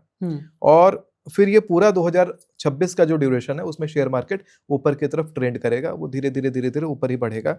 मतलब जो शुरुआत में जितने डाउन्स आए हैं, जितने कहते हैं कि रफ्स, क्रेस्ट एंड रफ अगर कहें, तो जितने रफ्स आए हैं वो आने वाले क्रेस्ट जो साल के अंत में आएंगे उससे वो रिकवर हो जाएंगे। इस प्रकार का शेयर मार्केट है। थोड़ा सा इनप्रिडिक्टेबल है, कुछ ड्यूरेशंस जो मैंने महीने बताए एग्जैक्टली, वहाँ जो डाउन जा रहा है, इनप्रिडिक्टेबल नहीं कहेंगे, वो थोड़ा वॉलेटाइल, बहुत ज़्यादा वॉलेटाइल मार्केट है। उस समय इन्वेस्टमेंट करने से बचे। बड़ा पैसा अगर लगाते हैं तो थोड़ा बचेंगे। थोड़ा सा अगर खेलना है तो आप छोटा मोटा खेल सकते हैं। व्यूअर्स एक बात याद रखिएगा, अगर आचार्य जी ने यहाँ पर एक बात कही है ना, बीच में उन्होंने कहा कि फेक न्यूज शेयर बाजार से जुड़ी हुई आ सकती है, आपको इससे बच करके रहना है। एक और मैं अपने व्यूअर्स के लिए एक बात कहना चाहूंगा कि हम ना तो शेयर की कोई रिकमेंडेशन दे रहे हैं, आपको सिर्फ ज्योतिषीय गणना के आधार पर यह बता रहे हैं कि क्या संभव है। यहां ये बात आप बिल्कुल क्लैरिटी के साथ में समझ जाइएगा कि शेयर बाजार में जब भी इन्वेस्ट करें अपनी रिसर्च के आधार पर कीजिए, कंपनी के फंडामेंटल्स को भी तय करके देखिए, और कहीं भी किसी भी भ्रमजाल में मत फंसिएगा। गर्मी को लेकर के सवाल आ रहा है मुझे, क्योंकि ठंड लगभग क्रॉस होने को ही है। इस बार गर्मी कैसी पड़ेगी, आपको क्या लगता है? क्योंकि 2025 में तो नहीं, लेकिन 2024 में गर्मी बहुत ज़्यादा पड़ी थी, और दिल्ली में ही आप देखें 50, 51, 52 तक का भी टेम्परेचर पालम में चला गया था। इस बार गर्मी नॉर्मल रहेगी, बहुत ज़्यादा गर्मी नहीं पड़ने वाली इस बार, और वेदर थोड़ा ठीक ठीक रहेगा। साउथ इंडिया से एक न्यूज़ आती हुई मुझे भविष्य में दिखाई पड़ने वाली है। जो न्यूज़ है, आपको डेट्स मैंने निकाल के रखे हैं लिस्ट में, मैं आपको एग्जैक्ट वो डेट्स बताता हूँ। 27 मई से लेकर के 15 जून 2026 साउथ इंडिया में केरला और तमिलनाडु का जो सेगमेंट है वहां पर बाढ़ से भारी क्षति होने का योग है। अच्छा। जल का बड़ा खतरा दिखाई पड़ता है, काफी सारे लोगों का उसमें निधन दिखाई पड़ता है। फाइनेंशियल लॉस दिखाई पड़ता है जल तत्वों के कारण। अच्छा। बाढ़ दिखाई पड़ता है 27 मई से 15 जून 2026 के बीच में। इसी बीच भारत के अंदर आतंकवादी पकड़ा जाएगा और बहुत बड़ी आतंकी साजिश भी रोक दी जाएगी। बांग्लादेश और म्यांमार में उस समय धार्मिक हिंसा ट्रिगर होगा, एक नया हिंसा ट्रिगर होगा जिसका नया न्यूज रहेगा। और बॉर्डर्स पर भी, हमारे बॉर्डर्स पर मिलिट्री एक्शन बड़ा तेज हुआ रहेगा। और ठीक उसके बाद आप देखते हैं कि 15 जुलाई से लेकर के 12 अगस्त के बीच में दिल्ली के अंदर जो केंद्र जो डिवीजन है वो थोड़ा सा डैमेज दिखाई पड़ता है। 15 जुलाई से 12 अगस्त के बीच में दिल्ली के अंदर किसी प्रकार की आतंकीय गतिविधि, आतंकी हमला आदि का योग दिखाई पड़ता है। यानी बाहर के कंट्रीज का हस्तक्षेप आतंकी रूप में दिखाई पड़ता है। इसलिए अगर लॉकडाउन करना पड़े तो लॉकडाउन कर लें, घर से निकल करके पब्लिक प्लेसेस में जाना अवॉइड करें। अपने अपने जो परिवार वाले दिल्ली में रहते हैं उनको आप नोटिस दे दें इस बात का, या व्हाट्सएप पे भेजें उनको कि आपको मॉल्स नहीं जाना है, आपको सिनेमा घरों में नहीं जाना है। इस ड्यूरेशन में बस काम से काम रखें, घर से ऑफिस, ऑफिस से घर, इतना ही करें। आतंकी हमला या आतंकी गतिविधि होने का योग दिखाई पड़ता है। उस गतिविधि में आतंकी पकड़े जाएंगे। अच्छा। और पकड़े भी जाएंगे, और साथ में ये जो बड़ी आतंकी साजिश है उसका भी पर्दाफाश होगा। तो इस प्रकार का योग दिखाई पड़ता है। और इंटरनेशनल रिलेशंस उस ड्यूरेशन में भारत के खराब हो रहे होंगे 15 जुलाई से 12 अगस्त के बीच में। और महाराष्ट्र के अंदर एक घटना घटेगी कि महाराष्ट्र के अंदर धार्मिक पहलू को लेकर के जनता में हिंसा होता हुआ दिखाई पड़ने वाला है। अच्छा अच्छा। उस समय नॉर्थ ईस्ट में, भारत के नॉर्थ ईस्ट में और बंगाल में तोड़फोड़ मच रहा होगा और जन हत्या हो रही होगी 15 जुलाई से 12 अगस्त के बीच में। ये कुछ प्रेडिक्शन है। ये जो ड्यूरेशन है 15 जुलाई से 12 अगस्त बड़ा क्रिटिकल टाइम है, और इस ड्यूरेशन में इतनी सारी उपद्रवकारी घटनाएं दिखाई पड़ती हैं। और इस तरह की चीजें फिर साल में एक बार और आएगा 11 अक्टूबर से 1 नवंबर के बीच में। उसमें भी अपने अपने फ्लाइट टिकट्स आप कैंसिल करेंगे। तुरंत 2-2 दिन पे विमान का दुर्घटना होने का, क्षतिग्रस्त होने का योग दिखाई पड़ता है। चीन के आसपास उस समय इंटरनेट बैन रहेगा। भारत से ऊपर की तरफ, उत्तर की तरफ जाएंगे तो चीन के पास में इंटरनेट बैन रहेगा। ह्यूमैनिटेरियन जो राइट्स हैं उसके ऊपर उसका उल्लंघन हो रहा होगा, ह्यूमन राइट्स का उल्लंघन हो रहा होगा, लोगों को परेशान किया जा रहा होगा, और जनता बहुत आक्रोश में रहेगी। किसी प्रकार का बड़ा प्रोटेस्ट वहां पे दिखाई पड़ता है। इंटरनेट बैन रहेगा, फोन कम्युनिकेशन आदि उधर का बैन रहने वाला है। और बंगाल में भी उस समय सेना उतरी रहेगी, क्योंकि बांग्लादेश के साथ किसी तरह का बॉर्डर टेंशन दिखाई पड़ता है। और उसी समय भारत में कोई गठबंधन वाली पार्टी है जो अलग हो जाएगी 11 अक्टूबर से 1 नवंबर के बीच में ही होगी। केंद्रीय सत्ता में, ये चाहे राज्य सत्ता हो चाहे केंद्र सत्ता हो, हाँ, गठबंधन की पार्टी अलग होगी, अच्छा, एकदम एग्जैक्ट इसी ड्यूरेशन के बीच में। और उसी समय दिल्ली में भी उपद्रव मच रहा होगा। मतलब आप सोचिए कि एक तरफ से फ्लाइट क्रैश, दूसरी तरफ से चीन के अंदर इंटरनेट बैन, तीसरा बंगाल में सेना का उतरना, दिल्ली में उपद्रव का होना, ये बहुत उथल पुथल वाला वर्ष है। तो ये ड्यूरेशन 11 अक्टूबर से 1 नवंबर।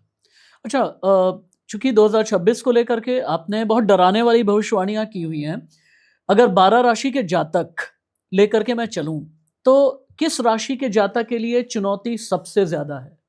अगर सबसे ज्यादा चुनौती के लिए देखा जाए तो इसमें कुंभ राशि के जातक के लिए चुनौती है, सिंह राशि के जातकों के लिए चुनौती है, अच्छा, और वृषभ राशि वाले जातकों के लिए चुनौती है, कर्क राशि वाले जातकों के लिए चुनौती है। ये 4 राशि के जातक अपने शब्दों पर कंट्रोल करेंगे। आपकी अनावश्यक लोगों से लड़ाई होगी, बहुत ज्यादा ऑफिस पॉलिटिक्स में उलझे रहेंगे, लोग आपकी बातों को रिकॉर्ड कर करके आपको एक्सपोज किया करेंगे। अच्छा, इस साल एक्सपोजर का बड़ा योग है, आप एक्सपोज हो सकते हैं, तो बेस्ट है कि थोड़ा बचें। बढ़िया रहने वाला है धनु राशि के लिए, बढ़िया रहने वाला है मीन राशि के लिए, बढ़िया रहने वाला है तुला राशि के लिए, मेष राशि के लिए। ये वर्ष बड़ा पावरफुल और बड़ा बढ़िया संकेत लाता है। कन्या राशि का ये साल है, मिथुन राशि का भी ये साल है, इनके लिए भी ये साल बढ़िया है।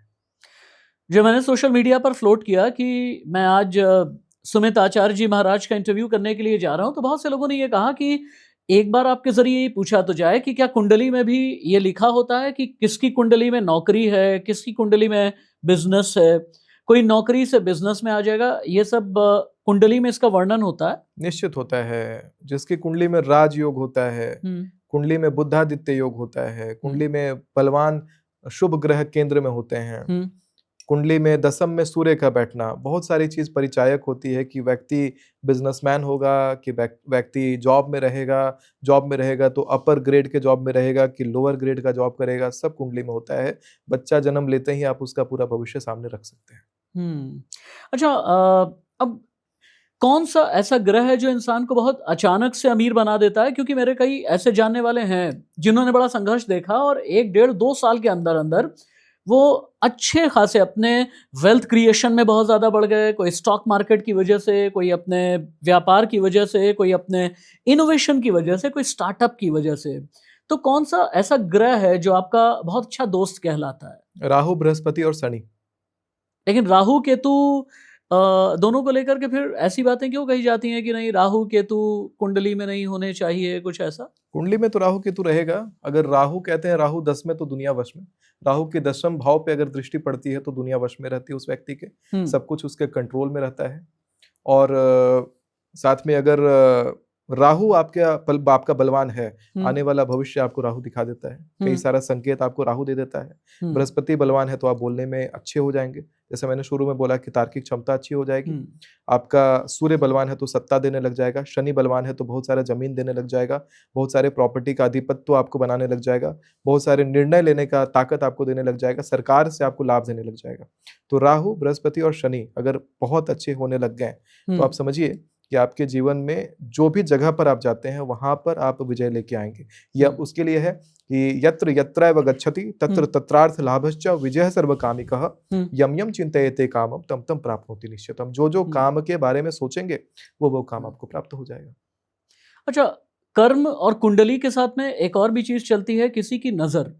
जी, ऐसा कहते हैं कि अगर नजर लग गई है तो आप कर्म भी अच्छे करेंगे तो भी बड़ी दिक्कत होती है जी। और नजर के साथ में फिर जादू टोना चलता है। आपके नजरिए में नजर है क्या? ये काम करता है, पॉजिटिव एनर्जी, नेगेटिव एनर्जी। कई बार क्या होता है कि लोग बिजनेस करने आते हैं और बिजनेस में कोई छोटा सा स्टाफ रखा नया उन्होंने, नॉर्मल सा स्टाफ, चाय वाला भी रख लिया नॉर्मल, उसकी एनर्जी उस बिजनेसमैन से मैच करनी चाहिए जिसने उसको रखा है। अगर उन दोनों में मैच नहीं है, या उस स्टाफ के कुंडली के पंचम भाव में अगर शनि बैठा है, या फिर शनि पंचम भाव का पीड़ित है, या फिर कुछ ऐसे योग हैं जो उसके बॉस की कुंडली से मैच नहीं करते, उस स्टाफ के जीवन में आते ही उस व्यक्ति का डाउनफॉल शुरू हो जाएगा। एनर्जीज इतनी काम करती हैं। कई लोगों के आपके जीवन में बस प्रवेश करके वो जाएंगे और आपके जीवन में नेगेटिव चीजें होनी शुरू हो जाएंगी। एनर्जीज इतनी काम करती हैं, आपको बिल्कुल डुबा सकती हैं। आपने देखा होगा कि बीच में कुछ शोज आए थे उटपटांग रणबीर इलाहाबादिया के, एक व्यक्ति उसमें आता है बार बार, और एक लड़का आया था उस शो में, और वो लड़का कहता कि मैं जिस भी शो में जाता हूँ वो शो बंद हो जाता है। और वो जब जब सच में जिस शो में गया वो शो बंद हो गया, इतनी नेगेटिव ऊर्जा थी उसकी। इंडिगो के फ्लाइट में गया था, इंडिगो के फ्लाइट को नुकसान हो गया था। तो ऐसे लोग होते हैं। हमेशा ऊर्जा को पॉजिटिव बना के रखना चाहिए और देख के चलना चाहिए कि हमारे पार्टनर की, हमारे बिजनेस पार्टनर की कुंडली मेरे से मैच करती है कि नहीं। अगर दोनों में मैच नहीं है, दोनों रिपेल कर रहे हैं एक दूसरे को, बिल्कुल दूर रहना चाहिए। जहां भी थोड़ा भी रिपल्सन महसूस होता है वहां से आपको कट ऑफ हो जाना चाहिए, उस एनर्जी से दूर हो जाना चाहिए आपको। मैं अपने प्रोग्राम के एकदम कंक्लूडिंग पार्ट में हूं, लेकिन अंतिम दिशा की तरफ मैं बढ़ूं प्रोग्राम की, उससे पहले मैं रैपिड फायर राउंड, और रैपिड फायर राउंड से पहले मैं बिना माँ की बात किए हुए अपनी कोई बात ना तो शुरू कर पाता हूँ ना ही खत्म कर पाता हूँ। जब माँ की बात होती है तो बात होती है नवरात्र की, और नवरात्र में सबसे ज्यादा इंसान ये पूछता है ना कि देवी माँ किस पर सवार होकर के आ रही है। जो अब नवरात्र आने वाले हैं, देवी माँ किस पर सवार होकर के आ रही हैं, माँ के जो 9 रूप हैं, 9 दिन भारत को क्या देंगे। मैं भारत पर ही फोकस करके आपसे पूछना चाहूंगा।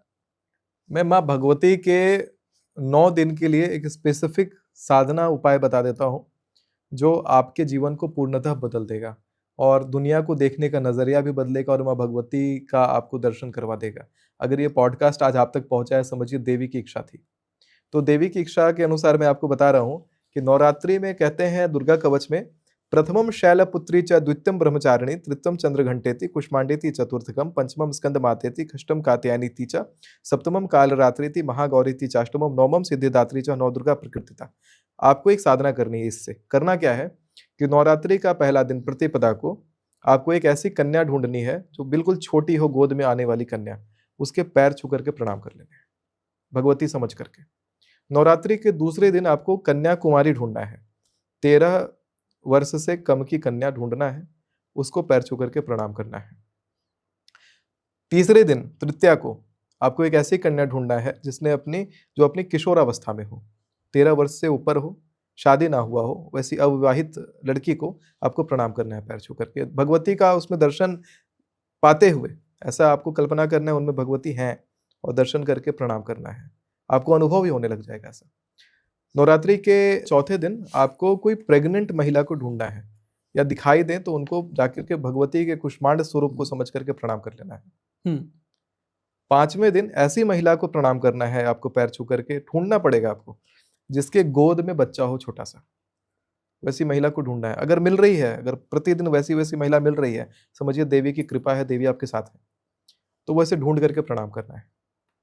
6ठे दिन आपको एक ऐसी महिला को ढूंढना है, कात्यायनी के रूप में आपको उनको प्रणाम करना है जिनका बच्चा बड़ा हो गया हो, स्कूल वगैरह जाने लगा हो, गोद में अब ना रहता हो, मतलब गोद से उतर गया हो, दूध ना पीता हो, वैसा बच्चा वाली माँ को प्रणाम करना है। 7वें दिन आपको एक ऐसी माँ को प्रणाम करना है जिसका बच्चा बड़ा हो गया हो, 25 साल के ऊपर का एज क्रॉस कर गया हो, प्रणाम करना है। या फिर आप ऐसी माँ को भी प्रणाम कर सकते हैं जिनका कोई संतान ना हो। माँ नहीं, एक ऐसी औरत को प्रणाम कर सकते हैं जिनका कोई संतान ना हो। नवरात्रि के 8वें दिन आपको ऐसी महिला को प्रणाम करना है जिनका बाल बच्चा का शादी हो चुका हो, उन महिला को जाकर के प्रणाम करना। हो सकता है आपकी माँ हो, उनको प्रणाम करना है। जो पहली महिला दिखाई दे उनको प्रणाम करिए और भगवती के स्वरूप को उनमें देखिए। और नवरात्रि के 9वें दिन आप किसी भी एक कन्या को जो मंदिर में हो और सुशोभित अच्छा वस्त्र उन्होंने पहन रखा हो, शादीशुदा हो और भारतीयता को मानती हो, महिला को जाकर के आपको खुद ही देवी अनुभूति होगा, जाके प्रणाम कर लेना है। आप देखेंगे कि आपके लिए देवी सिद्ध हो जाएंगे और फिर आपका जो भक्ति का जो स्केल है वो उसके बाद से बहुत ज्यादा अलग ही लेवल पे चलने लग जाएगा।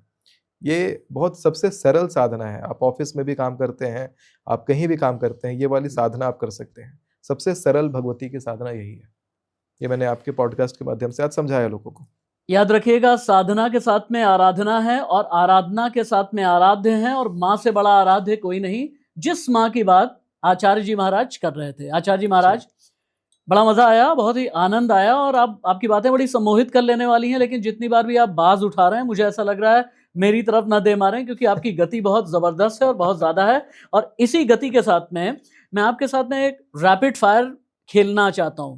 बिल्कुल। सवाल नहीं करना चाहता, खेलना चाहता हूँ। जी हाँ। मैं इसलिए कहता हूँ खेलना चाहता हूँ क्योंकि आप जैसा ज्ञानी मैं नहीं हूं, लेकिन खेल तो कर सकता हूं। शुरू करें। बिल्कुल। कर्म बड़ा या धर्म? धर्म। ज्योतिष बड़ा या कर्म? ज्योतिष। सबसे ज्यादा सफलता देने वाला ग्रह कौन सा है? बृहस्पति। सबसे ज्यादा धोखा देने वाला ग्रह कौन सा है? राहु। कौन सा दोष आपकी नजर में सबसे गलत है? गुरु चंडाल। लव मैरिज वाले ये पूछते हैं कि आचार्य जी से पूछें कि सबसे मजबूत योग कौन सा है? चतुर्थ भाव में शुक्र का होना लव मैरिज करवाता है। सबसे खतरनाक ग्रह कौन सा है जिससे डरने की जरूरत है? सबसे खतरनाक ग्रह का कॉम्बिनेशन होता है, अगर बृहस्पति अष्टम भाव में राहु शनि के साथ बैठा हो और लग्न में चंद्रमा नीच का हो, तो ये बड़ा खतरनाक कॉम्बिनेशन बनाता है। अगर आपका मार्केश कुंडली में नीच का हो, मारक ग्रह नीच का हो, अष्टम में बैठा हो और मारक ग्रह की जब दशा चल रही हो, तो वो बहुत खतरनाक ग्रह बन जाता है। राहु वरदान या अभिशाप, और क्यों? दोनों। कैसे? राहु वरदान तब बन जाता है जब राहु उच्च का होता है, वो मैनिफेस्ट करवाने लगता है चीजों को, जो आप चाहेंगे वो प्रदान कर देगा। लेकिन अभिशाप तब हो जाता है जब राहु आपके दिमाग को खराब करने लग जाता है। राहु दिमाग पर जब हावी होता है तो व्यक्ति को नशेड़ी बना देता है। वो नशा से बच नहीं सकता और व्यक्ति को बर्बाद करने लग जाता है, हर प्रकार का पाप कर्म उसे करवाता है। शनि यानी न्यायाधीश, शनि सजा देते हैं या सिखाते हैं? दोनों करते हैं। शनि सिखाते तब हैं, शनि वरदान के जैसा सिखाते तब हैं जब आप अपने कर्मों को अच्छा करते हैं, लेकिन जहां आपके कर्म खराब हैं, शनि आपके पीछे पड़ जाते हैं हाथों करके। मंगल गुस्सा बढ़ाता है या फिर हिम्मत? हिम्मत बढ़ाता है। किस ग्रह से इंसान रातों रात पॉपुलर यानी फेमस हो जाता है? राहु से। आपके नजर में क्या, चूंकि आपके हाथ में मैं कोई रत्न नहीं देख रहा हूं। एक है। अच्छा, एक है आपका। नहीं, रत्न नहीं मेरे। अच्छा, रत्न नहीं है। क्या रत्न झूठे हैं आपकी नजर में? रत्न बहुत रेयर लोगों को पहनना चाहिए। आजकल लोग 10 रत्न पहनते हैं, बहुत सारे रत्न पहनते हैं। रत्न बहुत रेयर चीज होती है। जब कुंडली आप देखते हैं तो हर ग्रह को लग्न में रख करके कुंडली को 12 बार घुमाना चाहिए। अच्छा। और देखना पड़ता है कि आपके उस ग्रह के केंद्र में आने के बाद बाकी के ग्रहों पर किसकी किसकी दृष्टि पड़ रही है। अगर 12 बार जब कुंडली सटीक बैठती है तब आप एक रत्न निकाल सकते हैं और वो रत्न को धारण कर सकते हैं। धन योग क्या है? धन योग। धन योग मूल रूप से देखा जाए तो बुध शुक्र जब एक साथ बैठ जाते हैं तो लक्ष्मी नारायण धन योग का निर्माण करते हैं। राजयोग क्या है? राजयोग के तो हालांकि कई प्रकार हैं, लेकिन कुंडली में जब आपके केंद्र में बहुत पावरफुल ग्रह बैठे रहेंगे, जैसे कि कुंडली के लग्न में बृहस्पति का बलवान होना, अपने घर में या अपने मूल त्रिकोण में बैठना एक राजयोग का परिचायक बनता है। शनि का एकादश भाव में बलवान होना राजयोग का परिचायक बनता है। बुध और शुक्र का लक्ष्मी नारायण का केंद्र में बनना, दसम भाव में बनना राजयोग का परिचायक होता है। मारण मोहन उच्चाटन, तीनों में खतरनाक कौन है? तीनों के अपने अपने यूजेस हैं। मारण के अपने यूज हैं। ये सब तंत्र के अभिचार मार्ग है। तंत्र के कुल 6 अभिचार मार्ग होते हैं। हाँ। मारण तब होता है जब किसी व्यक्ति को तंत्र से मारना हो। उच्चाटन तब होता है जो व्यक्ति को किसी जगह से उच्चाटित करना हो, निकालना हो, उसे वहां से हटा देना हो। और मोहन तब किया जाता है जब किसी व्यक्ति को अपने ऊपर मोहित करना हो, सम्मोहित करना हो। अंत में हर 12 राशि के लिए एक एक बड़ी भविष्यवाणी आपके मुखारबिंद से मैं चाहूंगा। शुरू करें? नहीं, इसको रहने दीजिए। इसको रहने दें? हाँ। ठीक है। अंत में आपकी नजर में आज के लोगों के लिए सबसे बड़ी समस्या क्या है? कर्म, ग्रह या फिर मन? मन। क्यों? क्योंकि लोगों का मन पर लोग काबू करने का शिक्षा नहीं लेते हैं। लोगों ने केवल ये सीखा है कि एकेडमिक्स बलवान हो गया तो हम लोग पढ़ लिख लिए, लेकिन ये नहीं सीखते कि माँ के साथ क्या व्यवहार करना है, बहन के साथ कैसा रहना है, और पत्नी के साथ कैसा रहना है, और अन्य स्त्री के साथ कैसा रहना है। और इसके कारण इतना केओस है कि मेरे पास हर 10 में से 8 कुंडलियां केवल मैरिटल इश्यूज को लेकर के आती हैं। एक आखिरी, और ये आपका दिल जीतने वाला होगा। डिक्टेटर राज करता है या काज? कार्य करता है। यानी डिक्टेटर ज्योतिषाचार्य कार्य करने के लिए और अपने कर्म को प्रधान बना करके ही आगे बढ़ने के लिए तैयार हैं। देखिए, एप्स्टीन फाइल को देखने के बाद जो ये दिखा कि नरपिशाच जब शासन में बैठेंगे तो डायरेक्शन जब गलत दे दिया जाएगा तो पूरी सत्ता खराब हो जाएगी। हम्म, आप सोचिए कोई ट्रेन आगे बढ़ रहा हो और उसकी दिशा गलत दे दी जाए तो हो सकता है दूसरे ट्रेन से टकरा जाए या फिर वो ट्रेन पलट जाए। हम्म, लेकिन जब दिशा सही दी जाएगी तभी वो ट्रेन अपने गंतव्य तक पहुंच सकता है। धर्म के बिना सही दिशा नहीं दी जा सकती। और जिसने जो धर्म भूल गया है, जो ऐसे अधार्मिक कृत कर रहा है, हम्म, जब वो लोग शासन पे बैठे रहेंगे तो पूरी प्रजा ही धर्महीन रहेगी, जिसके ठीक। कारण दुनिया तबाह हो जाएगी। एक अंत में मेरे व्यूअर्स को अपना कोई मैसेज अगर आप देना चाहें दे सकते हैं। देखिए, आपको अपने जीवन में सेटिस्फाइड रहना चाहिए, जो प्राप्त है वो पर्याप्त है। और अपने अंदर हमेशा झांक करके देखना चाहिए कि कौन सा बच्चा बैठा हुआ है। हम्म, हर किसी के अंदर एक छोटा बच्चा होता है जिसको लोग दबा देते हैं। हम्म, वो बच्चे को दबने नहीं देना है। वो जो उछाल कूद करना चाहता है, जो गतिविधि करना चाहता है, उसको करने देना है। क्योंकि आपका शरीर बुढ़ापा को देखता है समय के साथ, लेकिन अंदर का बच्चा है वो उतना ही बड़ा रहता है। अगर वो बच्चा को आप बाहर आने देते हैं अपने शरीर में तो बुढ़ापा आपको टच नहीं करता, यानी आप सुस्त नहीं पड़ते हैं। हम्म, इंसानों को कभी सीरियस नहीं होना चाहिए। हम्म, मैंने अक्सर देखा है कि लोग बहुत सीरियस रहते हैं। सीरियस रह करके कोई काम नहीं बनता। आपको हमेशा चिल मोड में रहना चाहिए। आपको अपने जीवन को अच्छे से एंजॉय करना चाहिए और ईगो छोड़ देना चाहिए। लोगों में ईगो ठीक बहुत बात ज़्यादा है। है। कॉर्पोरेट्स में मैं देखता हूँ कि लोग अपने से बहुत बड़े-बड़े लोगों को, थोड़ा सा सीनियर रैंक पे हैं तो नाम से बुलाने लग जाते हैं, तू तड़ाक करने लग जाते हैं। वहाँ ईगो आ जाता है और फिर उनके साथ भी वही बर्ताव उनके सीनियर करते हैं। ये चेन कभी नहीं रुकता और बाद में आपका बेटा भी आपके साथ तू तड़ाक करता है, बच्चा भी हम्म, करता है। क्योंकि आप जो कर्म करेंगे उल्टा लौट करके आप ही तक आएगा। तो अपने कर्मों को बहुत हद तक संभालना है। ईगो यानी कि आप सूखी लकड़ी हैं, सूखी लकड़ी तुरंत टूट जाएगी। अगर ईगो नहीं है, आप लचीले हैं, तो आप देखेंगे कि आप जीवन में प्रेम से सब कुछ जीत सकते हैं। प्रेम से आप दुनिया जीत सकते हैं। अगर आप ईगो से अपने अभी तत्काल जो आपको पावर मिला है उससे अगर दुनिया को जीतने का प्रयास करते हैं, अभी थोड़ा सा आगे बढ़ेंगे कि अगला आपसे पावरफुल आकर के आपको वहीं पटक देगा। सुमित आचार्य जी महाराज, बहुत ही आनंद आया आपके साथ बात करके। मैं खासतौर से इसलिए भी धन्यवाद करना चाहूँगा क्योंकि मेरी एक विनती पर आपने अपने बिजी शेड्यूल से मेरे लिए समय निकाला और कई शेड्यूल्स आपके हैं, कई सेशंस आपके हैं, मुझे पता है इसके बाद भी आपको मीटिंग्स में जाना है। लेकिन बहुत बहुत धन्यवाद अपने व्यूअर्स की तरफ से। और याद रखिएगा दोस्तों, सुमित आचार्य जी महाराज दरअसल इस पूरे पॉडकास्ट में आपको एक बात तो सिखा करके गए, अगर धर्म सर्वोपरि है तो कर्म भी प्रधान है। अगर उन्होंने सतयुग की बात की, त्रेता द्वापर कलयुग की बात की, तो इसमें कर्मों की बात भी हुई है। ज्योतिष में भी कर्म है, धर्म में भी कर्म है, आपके कल में भी कर्म है, आपके आज में भी कर्म है और आने वाले कल में भी कर्म है। और इसीलिए अंत में मैं एक ही बात कहता हूं, इस उम्मीद के साथ कि आपका आने वाला कल आज से कहीं ज्यादा बेहतर हो, मुझे और मेरी टीम को इजाजत दीजिए। नमस्ते। बहुत बहुत धन्यवाद और नमस्कार इस शो में बुलाने के लिए। लेकिन मैं एक बात कहना चाहूँगा जाते जाते, आपके कुंडली का केंद्र का बृहस्पति मुझे खींच लाया और प्रेम भाव मुझे खींच लाया। क्योंकि अधिकांशतः मैंने ये देखा है कि जिनके साथ भी मैं पॉडकास्ट कर रहा हूँ उनके केंद्र में बृहस्पति है या फिर बृहस्पति के मूल त्रिकोण लग्न वाले व्यक्ति हैं या बृहस्पति की राशि को कैरी करते हैं। वैसे आपकी आंखों का रंग क्या ब्राउन है? हाँ। ब्राउन आईज वाले लोग ही सारे के सारे मेरे साथ अभी तक पॉडकास्ट किए हैं और मेरे मित्र मंडली में भी जितने लोग हैं वो सभी ब्राउन आईज वाले हैं। अच्छा।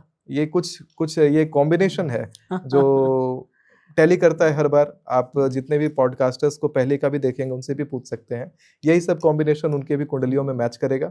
और यही मैं बता रहा था कि जीवन में कुंडली का कितना बड़ा महत्व होता है कि लोगों को अपनी कुंडलियां डिसाइड करनी चाहिए कि किसके साथ काम करना है, किसके साथ नहीं करना है। एनर्जी अगर ट्यून करती है, फ्रीक्वेंसी मैच करता है, तभी अच्छा धुन निकलता है। ठीक है। नहीं तो आप अपने उंगली से वायलिन नहीं बजा सकते, उसके लिए आपको सही बो की जरूरत पड़ती है, तभी धुन निकलता है। दोस्तों, उम्मीद है कि बहुत ज्यादा प्यार आप देंगे आचार्य सुमित जी महाराज को, मुझे, मेरी पूरी टीम को। इजाजत दें। नमस्ते।